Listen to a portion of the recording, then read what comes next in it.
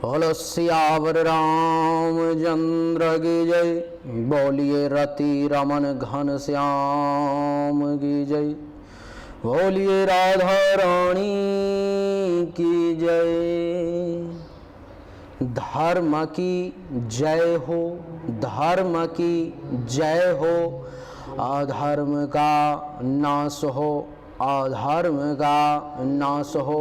प्राणियों में सद्भावना हो, प्राणियों में सद्भावना हो। विश्व का कल्याण हो, विश्व का कल्याण हो।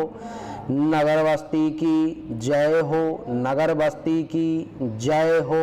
अपने अपने माता पिता की जय हो, अपने अपने गुरुदेव भगवान की जय हो। Mishra for you YouTube channel देखने वाले दर्शक भगवान की जय हो।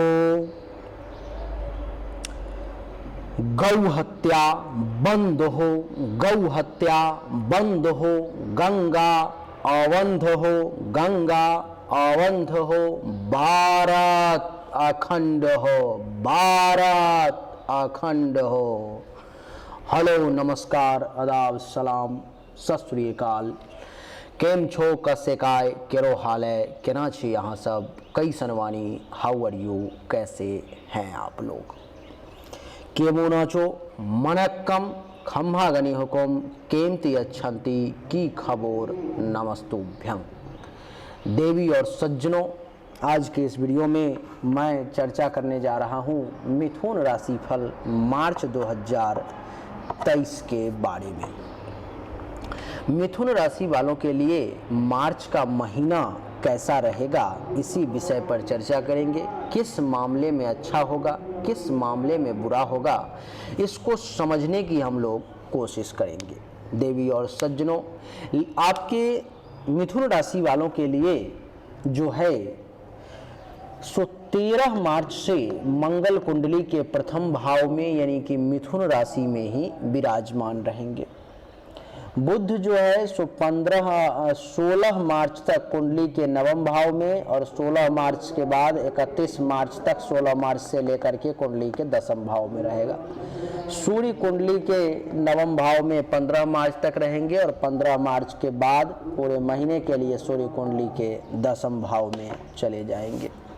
इन सब का आपके ऊपर में क्या प्रभाव पड़ेगा, कैसा फल देगा, ये किस प्रकार के इसके इस भाव में बैठने का प्रभाव आपके ऊपर में पड़ेगा, इसी को मासिक राशिफल कहते हैं। लेकिन देवी और सज्जनों, इन सबसे पहले आपको एक बातों पर विचार करनी होगी कि आपकी राशि जो है सो मिथुन है या नहीं, इसका निर्णय तो करना पड़ेगा।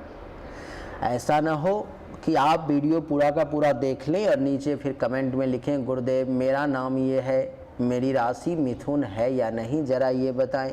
व्हाट्सएप पे मैसेज करें कि गुरुदेव मेरा नाम ये है, मेरी राशि मिथुन है या कि नहीं, बताएं। तो उस शंका को सबसे पहले मैं दूर कर देता हूं। इसके लिए मेरे कुछ दर्शक गुस्से में भी आ जाते हैं, कहते हैं क्या गुरुजी डेली डेली आप बताते हो, राशि को कैसे पहचानें। मेरी मजबूरी है, मैं नहीं बताऊंगा। ऐसा नहीं है कि जो लोग आज देख रहे हैं वीडियो वही कल भी देखें।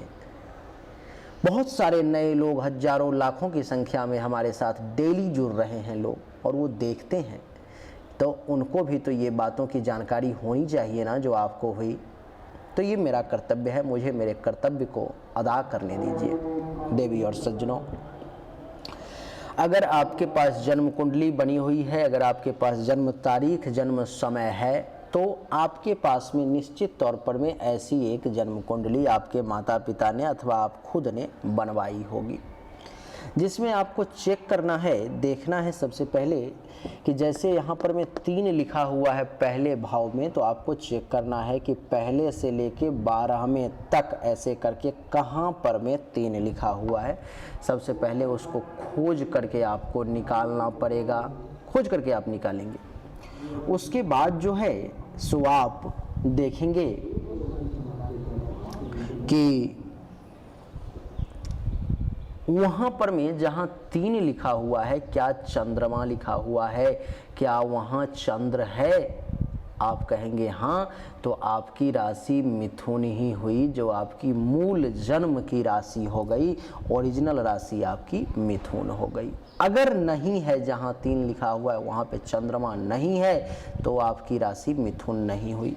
बहुत सारे हमारे भाई बंधु दर्शकगण ऐसे हैं जिनके पास में जन्म तारीख, जन्म समय है ही नहीं, तो जन्म कुंडली खैर कहाँ से होगी? तो उनके पास में दूसरा तरीका ये है कि वो अपने नाम के आधार पर में जान सकते हैं कि उनकी राशि मिथुन है या नहीं।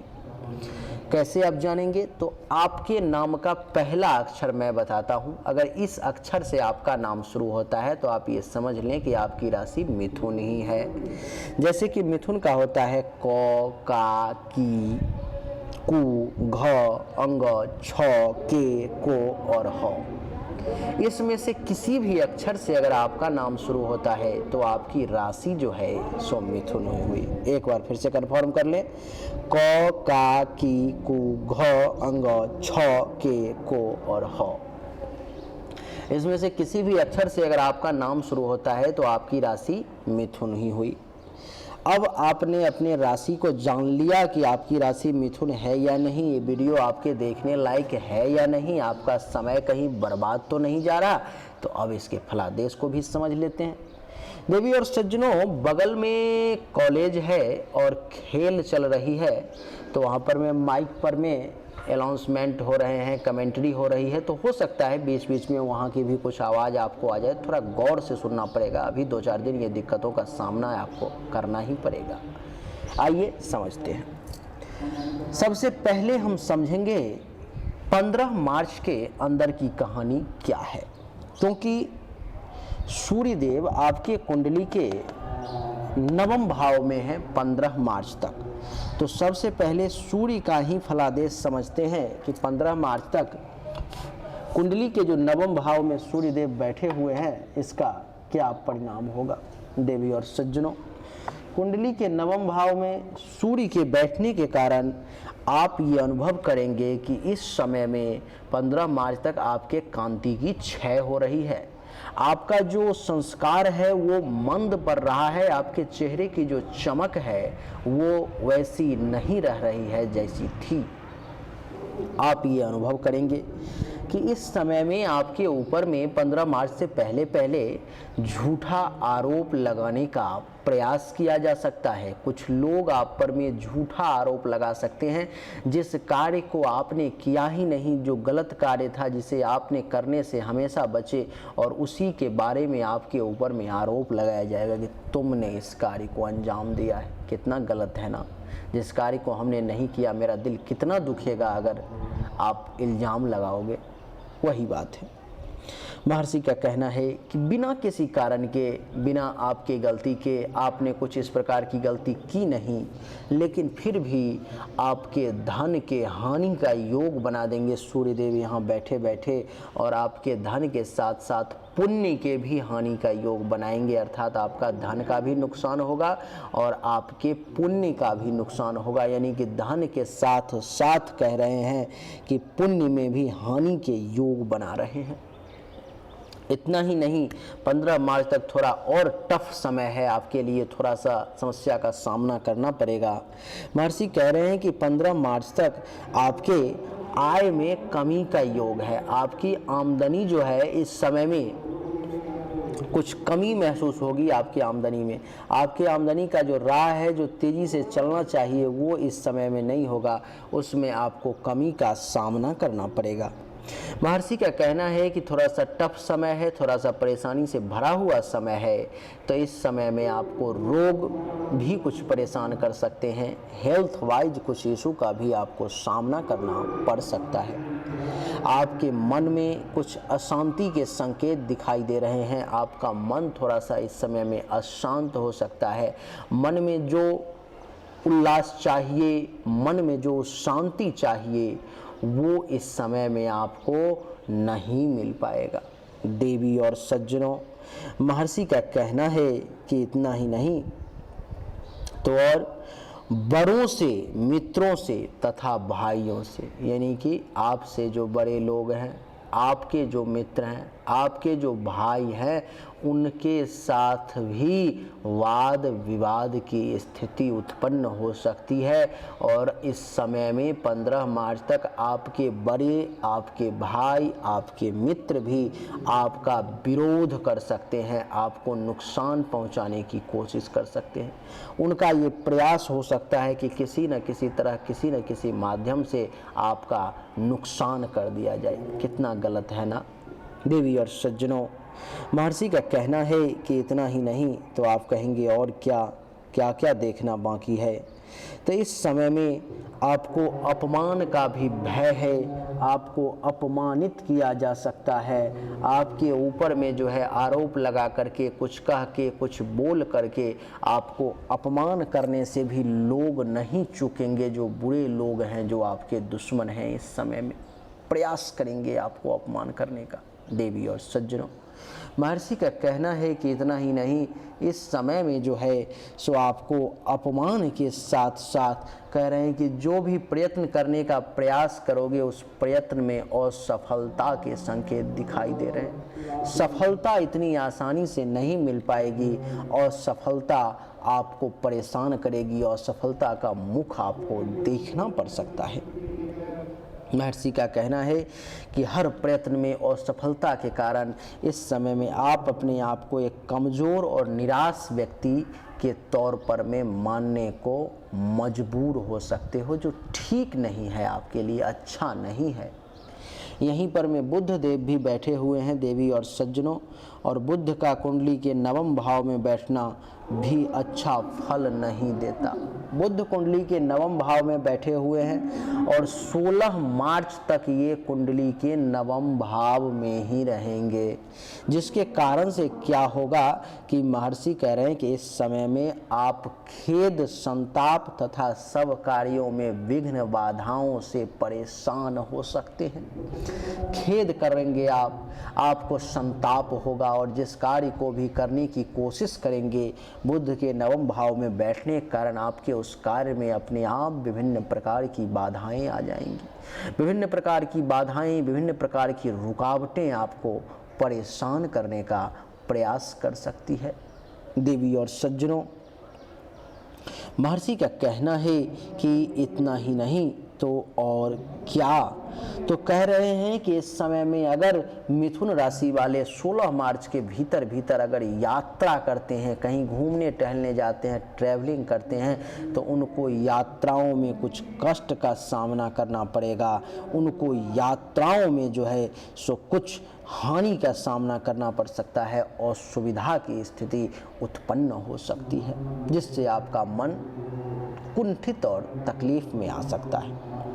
देवी और सज्जनों, धन और मान दोनों के हानि का योग बुध का यहाँ बैठना, नवम भाव में यहाँ बैठना बना रहा है, जो ठीक नहीं है, जो थोड़ा सा परहेज करना पड़ेगा, जो थोड़ा सा आपको संभाल के चलना पड़ेगा, क्योंकि इस समय में धन हानि के साथ साथ मान हानि के भी योग बनते हुए नजर आ रहे हैं।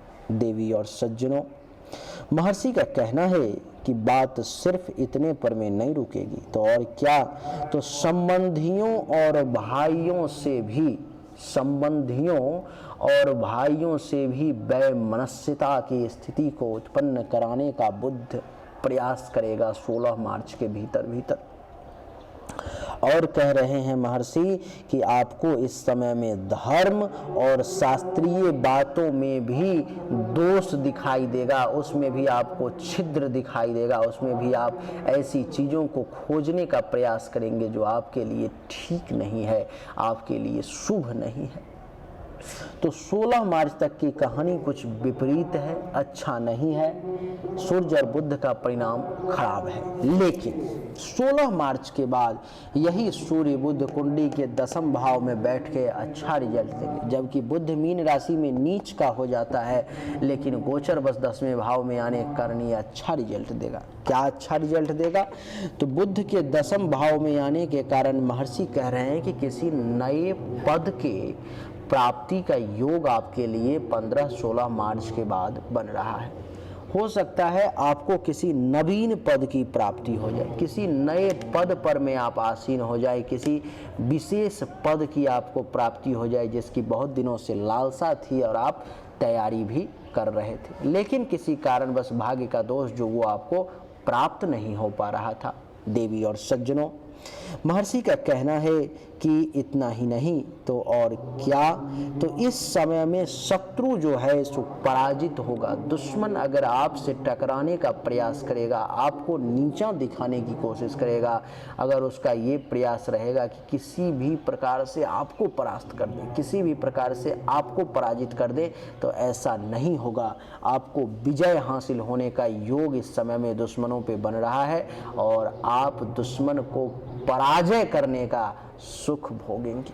देवी और सज्जनों, महर्षि का कहना है कि इतना ही नहीं, इस समय में बुद्ध देवता 16 मार्च के बाद आपके बिजनेस व्यवसाय में खूब वृद्धि करेंगे। 16 मार्च के बाद आपका व्यवसाय, आपका बिजनेस जो है सो दिन दोगुना रात चौगुना बढ़ना शुरू हो जाएगा। अपने आप उसमें वृद्धि की स्थिति जो है सो उत्पन्न होगी। देवी और सज्जनों, महर्षि का कहना है कि इतना ही नहीं तो और क्या, तो महर्षि कह रहे हैं कि आपको इस समय में मानसिक सुख शांति के साथ साथ उत्तम गृह का सुख भी प्राप्त होगा। इस समय में आपको मानसिक सुख शांति की प्राप्ति होगी, आपको मानसिक सुख मिलेगा। आपके लिए जो है इस समय में उत्तम गृह का सुख भी प्राप्त होगा, बढ़िया सुख, मेंटली तौर पर में असीम शांति को अनुभव करेंगे आप, जो सबसे मूल सुख है वो आपको प्राप्त होगा। देवी और सज्जनों, इस समय में मान में वृद्धि, सम्मान में वृद्धि का योग बुद्ध देवता बनाएंगे जो कुंडली के 10वें भाव में बैठे हुए हैं। मान सम्मान में भी 4 चांद लगेगा। यही नहीं, महर्षि का कहना है कि इस समय में आपको सफलता प्राप्ति का भी योग बन रहा है। आप सफल होंगे, आप सफलता का झंडा जो है सो अपने इन हाथों से गाड़ेंगे, अर्थात सफल होंगे। देवी और सज्जनों, इस समय में आप जनहित के कार्यों में भी लगे रहेंगे। समाज का कैसे कल्याण होगा, जनता का कैसे कल्याण होगा, इस बात को भी आप विशेष तौर पर में समझने का प्रयास करेंगे। अर्थात हर मामले में जो है सो आपके लिए बुध 16 मार्च से 31 मार्च तक बहुत बढ़िया रिजल्ट देने वाला है। अब सूर्य के फल को समझने का प्रयास करेंगे कि सूर्य के 10वें भाव में बैठने के कारण क्या अच्छा अथवा क्या बुरा रिजल्ट मिलेगा। महर्षि कह रहे हैं कि कुंडली, गोचर कुंडली के 10वें भाव में सूर्य का प्रवेश है और 10वें भाव में सूर्य का प्रवेश आपके धन में वृद्धि का विशेष योग बनाता है, आपको धन प्राप्ति का विशेष योग बनाता है। इस समय में आपके लिए स्वभाव भी आपका बहुत लाभदायक सिद्ध होगा, बहुत बढ़िया स्वभाव रहेगा और मित्र का भी सुख आपको प्राप्त होगा, अर्थात जो आपका मित्र है वो आपको इस समय में सुख देगा। कह रहे हैं कि 10वें भाव में सूर्य के बैठने के कारण राज्याधिकारियों और प्रतिष्ठित लोगों के साथ भी आपकी मित्रता बढ़ेगी। जो गवर्नमेंट ऑफिसर हैं, जो अधिकारी वर्ग के लोग हैं, उनके साथ भी आपकी प्रतिष्ठा और दोस्ती बढ़ेगी और सम्मानित व्यक्ति, प्रतिष्ठित लोगों के साथ भी आपकी मित्रता बढ़ेगी। इससे आपके प्रतिष्ठा में 4 चांद लगेगा। देवी और सज्जनों, महर्षि का कहना है कि इस समय में सज्जन व्यक्ति के द्वारा भी आपको लाभ प्राप्त होगा। प्रत्येक कार्य में सफलता मिलने के योग दिखाई दे रहे हैं। पदोन्नति का सुअवसर प्राप्त होगा। मान सम्मान, गौरव और प्रताप में भी वृद्धि के खूब सुंदर योग बनते हुए नजर आ रहे हैं। बड़ा सुंदर समय रहने वाला है। 16 मार्च के बाद बुध और सूर्य दोनों का ही रिजल्ट बहुत ही बढ़िया अपने पक्ष में है। अब समझेंगे मंगल का प्रभाव। मंगल जो है सो कुंडली के प्रथम भाव में बैठा हुआ है और ये यहाँ पर में 13 मार्च को मंगल जो है सो प्रवेश करेगा कुंडली के प्रथम भाव में। मंगल का प्रथम भाव में प्रवेश करना देवी और सज्जनों सुखद नहीं है। मंगल यहाँ पर में विघ्न, बाधा और रोड़ा उत्पन्न करने का, कार्य में रुकावट उत्पन्न करने का, बाधा देने का प्रयास करेगा। अर्थात सूर्य और बुध जो 16 मार्च से 15 मार्च से बहुत अच्छा सुपर क्लास का एकदम स्मूथ समय जो बनाने का प्रयास कर रहे हैं, मंगल उसमें विघ्न बाधा देने की कोशिश करेगा। आप कहेंगे कैसे, तो उसको समझिए। मंगल कह रहा है कि मैं भी हूँ, मेरी भी गिनती करो। मैं तुम्हारे कुंडली के प्रथम भाव में मिथुन राशि में बैठा हूं और तुमने मुझे छोड़ दिया, जबकि मैं 13 मार्च के बाद तुम्हारे कार्य को इतनी आसानी से सफल नहीं होने दूंगा। तुम जिस कार्य को करना चाह रहे हो उस कार्य में 1000 प्रकार की रुकावटें, 1000 प्रकार की बाधाएं उत्पन्न करूंगा और तुमको सफलता के लिए बहुत तड़पाऊंगा, ऐसा मंगल का कहना है। मंगल कह रहा है कि इतना ही नहीं, इस समय में मैं तुम्हें ज्वर, घाव और रक्त विकार जैसे कष्ट भी देने का प्रयास करूंगा। 13 मार्च के बाद तो तुम सावधान हो जाओ। और क्या, तो मंगल कह रहा है कि इस समय में तुमको मैं आग, जहर और हथियार से भी तुम्हारे शरीर को कष्ट देने के लिए विवश कर सकता हूं, तो तुम थोड़ा सतर्क रहो, सावधान रहो। और क्या कह रहा है कि जिस व्यक्ति को बवासीर का रोग है उसको मैं इस समय में ज़्यादा परेशान करूंगा, वो थोड़ा ज़्यादा सावधान रहे। मंगल का कहना है कि इस समय में आपके जीवन साथी को भी कष्ट उठाने पर मैं विवश कर दूंगा, इसलिए सावधान रहो। और तुमको मैं इस समय में दुर्जन व्यक्ति से, खराब व्यक्ति के द्वारा जिसका तुम कुछ कर नहीं पाओगे, जिसका अगर तुम कुछ करते हो तुम्हारे ही प्रतिष्ठा मान पर पड़ेगा, ऐसे व्यक्ति से तुमको मैं कष्ट दिलवाऊंगा इस समय में। और क्या, तो यात्रा करते वक्त विशेष ध्यान रखना, अगर यात्रा में तुमने ध्यान नहीं रखा तो मैं तुम्हें दुर्घटना भी करवा सकता हूं, इसलिए सावधान रहो। और भी विभिन्न प्रकार के उपद्रव से मैं तुमको परेशान करने का प्रयास करूंगा, मंगल ये कह रहा है। तो मंगल कह रहा है कि अगर तुम इन सब से बचने का प्रयास करोगे, बचना चाहते हो, तो तुम्हें एक उपाय करना पड़ेगा। तुमको दैनिक रूप से 13 मार्च से ओम मंग मंगलाय नमः मंत्र का 1 माला डेली जाप करना पड़ेगा, तब मैं तुमको कम नुकसान करूंगा, तब मैं तुमको कम परेशान करूंगा। अगर तुमने नहीं किया तो सूर्य और बुध जो तुमको बहुत अच्छा रिजल्ट देने वाले हैं, अच्छे अच्छे सपने दिखा रहे हैं, बढ़िया से बढ़िया रिजल्ट देने का प्रयास करेंगे, मैं इनके रास्ते में इतनी परेशानी उत्पन्न कर दूंगा, इतनी परेशानी उत्पन्न कर दूंगा, और मैं इनके रास्ते में परेशानी उत्पन्न करूंगा, वो पड़ेगा तुम पे, परेशान तुम होगे। कार्य तो सफल होगा तुम्हारा, लेकिन उतना परेशानी को सुलझाने में सकोगे, सक्षम होगे तब ना। तो इससे बढ़िया ये दोस्तों कि मंगल के मंत्र का जाप किया जाए, ये ज्यादा सुखद है। 15-16 मार्च से पहले भी अगर आप चाहते हैं कि बुध और सूर्य का नेगेटिव प्रभाव ज्यादा आप पर में ना पड़े, तो आप दैनिक रूप से सूर्य को जल दें और ओम बुंग बुधाय नमः मंत्र का भी 15 मार्च तक अथवा 16 मार्च तक जाप करें, आपके लिए बढ़िया रहेगा। उम्मीद करता हूं कि आपको हमारा वीडियो पसंद आया होगा, सब कुछ समझ में आ गया होगा। अगर आपको पसंद आया, अच्छा लगा, तो इस वीडियो को लाइक करें, शेयर करें, चैनल को सब्सक्राइब करके इसके बेल आइकन के बटन को दबा दें।